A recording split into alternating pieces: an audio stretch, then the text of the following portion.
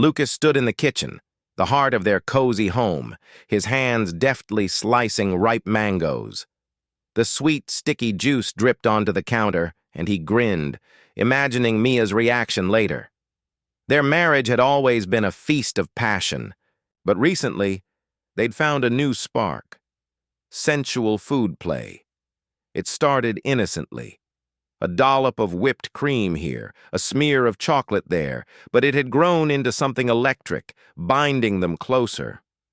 Tonight, he planned to surprise her. With a dessert scene, a blindfold, and the mango's lush flavor. He could already hear her delighted gasps, feel her fingers tracing his skin, taste the shared heat of their laughter. Mia, meanwhile, was across town, her heart racing for a different reason. She sat in Tom's sleek apartment, her neighbor of 6 months, his dark eyes locked on hers. Their fling had begun as a reckless whim, a stolen moment after a neighborhood barbecue, but now it was a dangerous habit. Tom's touch was thrilling, forbidden, and it made her feel alive in ways she hadn't in years, yet guilt gnawed at her. Lucas was her anchor, the father of their daughter, Lily, and their home was a sanctuary. Still, Tom's pull was relentless, and today, as he leaned closer, whispering promises, she felt the ground shift beneath her. Back at home, Lucas arranged the mango slices on a platter, his mind buzzing with anticipation. He loved Mia fiercely, but lately he'd sensed a distance. She'd been vague about her errands, her phone always angled away. He brushed it off as paranoia, but the doubt lingered, sharp as a knife. Tonight, he'd reclaim her fully, remind her of their fire. He lit candles, their soft glow dancing across the room, and checked the clock. Mia was late. Again. Mia's phone buzzed in her purse as she disentangled herself from Tom. Lucas's name flashed on the screen and her stomach twisted.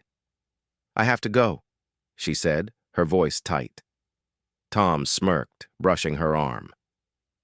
"You'll be back." She didn't answer, hurrying out, the weight of his words pressing against her chest. Driving home, she rehearsed her excuse, a delayed coffee run, a chatty friend. But Lucas wasn't stupid. His eyes saw everything, and she feared the moment they'd cut through her lies. When Mia walked in, Lucas's smile was warm but strained. "Hey, love, you're late," he said, his tone light but probing. She forced a laugh, tossing her keys on the counter. "Got caught up at the cafe. Sorry." He nodded, but his gaze lingered, searching.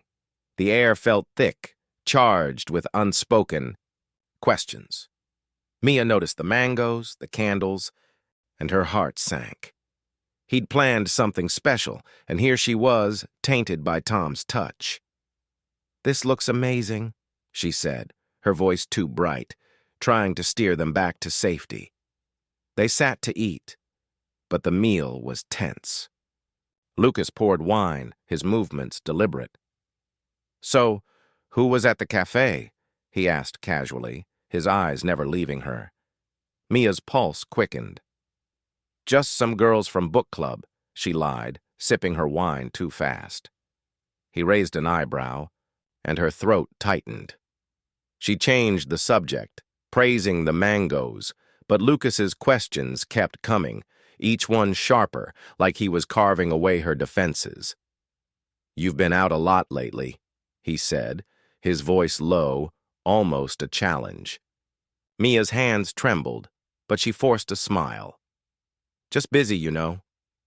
Upstairs, Lily slept soundly, unaware of the storm brewing below. Mia clung to that thought, desperate to protect their daughter from whatever was unraveling. Lucas leaned back, swirling his wine, his silence louder than words. "I trust you, Mia," he said finally.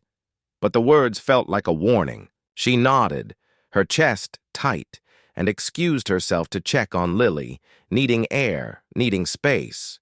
In the hallway, she leaned against the wall, her breath ragged. She loved Lucas, loved their life, but Tom was a drug she couldn't quit. Not yet. The Next morning, Lucas was up early, flipping pancakes for Lily. Mia joined them, her smile brittle, and he watched her closely. He'd woken at dawn, unable to sleep, his mind replaying her excuses. Something was wrong, and he hated himself for doubting her, but the signs were piling up. A faint scent of unfamiliar cologne on her scarf, a text she'd hidden too quickly. He pushed the thoughts down, focusing on Lily's chatter, but they festered, dark and heavy.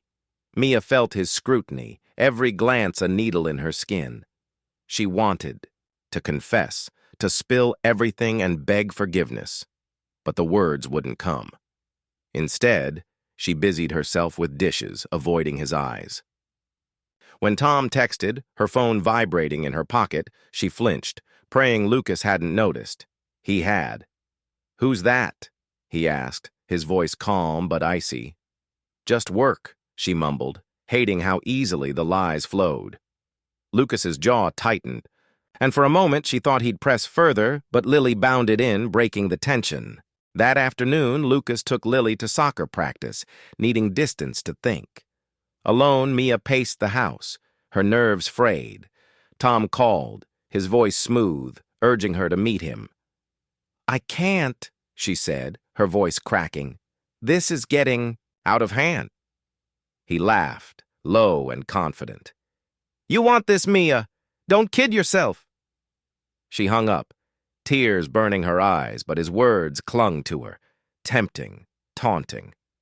She stared at a photo of her and Lucas on their wedding day. Their smile so sure, and wondered how she'd let it come to this. When Lucas returned, he was quieter, his eyes distant. He'd driven past Tom's place on a whim, his gut twisting when he saw Mia's car nowhere in sight. Relief mixed with dread. Was he imagining things, or was the truth worse? At dinner, he tried to keep things normal, but Mia's forced cheer grated on him. "I'm thinking of surprising you tomorrow," he said, testing her. "Maybe a night out, just us." Her face froze, and she stammered, "That sounds great, but I might have plans." His heart sank. "Plans," he repeated, his voice dangerously soft. She backtracked, claiming a work event, but the damage was done. That night, Lucas couldn't sleep. He slipped downstairs, pouring whiskey, his mind racing. Mia's lies were unraveling, and he needed answers. He checked her phone, hating himself for it, but the locked screen stopped him. Upstairs, Mia lay awake, her heart pounding. She knew Lucas was slipping away, his trust eroding, and she feared what he'd do if he learned the truth. Tom's texts glowed in her mind, each one a step closer to ruin. The next day, Lucas called in sick, his plan forming. He'd follow Mia, see where her errands led. When she left, claiming a grocery run, he tailed her, his hands gripping the wheel. She drove to Tom's, and Lucas's world tilted. He parked, watching her slip inside, her movements furtive. Rage and pain roared through him, but he waited, needing proof. Minutes stretched into agony. And when Mia emerged, her hair mussed, Tom's hand grazing her back, Lucas's vision blurred. He confronted her at home, his voice shaking with fury. "Who is he, Mia?" She froze, her face pale, and tried to deny it. But Lucas's eyes burned with truth. "I saw you," he said, his voice breaking. "With Tom." The name landed like a blow, and Mia crumpled, tears spilling. "I'm sorry," she whispered, but Lucas stepped back, his trust shattered. "How long?" he demanded. She admitted 6 months, her voice barely audible, and he staggered, the weight of it crushing. They stood in silence, the air thick with betrayal. Lucas thought of Lily, of their home, of the mangoes still. In the fridge, their sweetness now a mockery. "I need time," he said, his voice hollow. Mia nodded, sobbing, knowing she might lose everything. As Lucas walked out, the candles from their last night flickered in his mind, their warmth gone, replaced by a cold, gnawing fear of what came next. Mia sat alone, the house too quiet, her choices a noose around her neck. Tom was a mistake, a thrill that had cost her family's trust. She wanted to fight for Lucas, for Lily. But the path back seemed impossible. Across town, Lucas drove aimlessly, his heart a battlefield of love and pain, wondering if they could ever rebuild. The future hung uncertain, a recipe unwritten, and both feared the taste of what lay ahead.